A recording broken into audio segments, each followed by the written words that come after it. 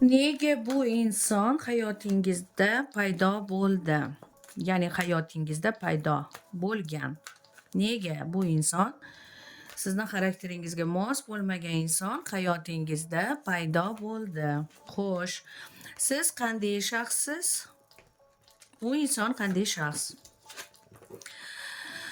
Siz ham muqim bir joyda ishlaydigan, ba'zida ishxonasini tez almashtiradigan va pulni o'ylab, pulni yig'a olmaydigan shaxssiz, lekin judayam bag'ringiz keng, sayohatlarni yaxshi ko'radigan, judayam ko'rkam, yoqimtoy, chiroyli insonsiz.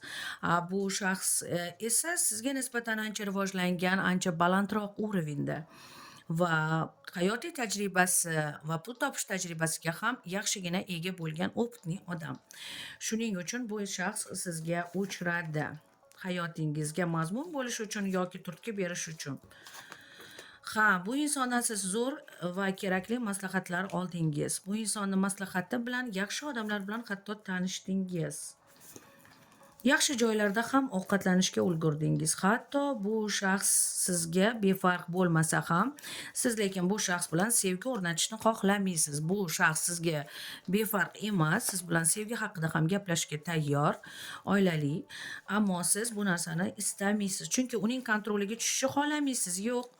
Siz uning suhbati yoki aqlli gaplaridan keyin ozroq gaplashib, undan qochishga harakat qilasiz. Chunki bu inson har gapirganida sizdan o'yib gapiradi yoki sizni yerga urib gapirgandek qiladi. Sizda ham, unda ham puldan qiyinchilik bo'lmaydi, lekin sizning uroviningiz u odamga yetmaydi hali. Lekin bu shaxs sizni tavakkalchi ekanligingizni, sizni hech narsadan qo'rqmasligingizni va sizni yoshligingizni ham hisobini olgan holda maslahatlar beradi. Sizga nisbatan ancha kuchli, siz bilan agar sevgi munosabatida ham gaplashsam yomon bo'lmasdi degan xayolda bor. Ammo siz bu narsani xohlamaysiz, chunki sizni yaxshi ko'rganingiz bo'lgan, yaxshi ko'rganingizda kuygansiz, ajralgansiz, yarashgansiz, yana ajrashgansiz, yana yarashgansiz.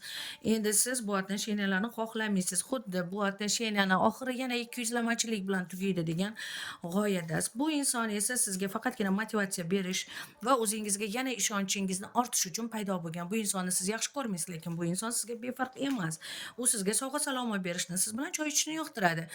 Ammo siz bu insondan qochasiz. Bu inson faqatgina bu insonni paydo bo'lishi, san hech narsadan qo'rqma, o'zingga ishon. Va tashqarida ham u o'sha yaxshi ko'rganingdan boshqa insonlar bor, yaxshi insonlar bor. Sen o'zingga ishon, bitta odamni o'ylab buncha uzoq siqilma degan maqsadda bu inson hayotingizda yo'liqqan.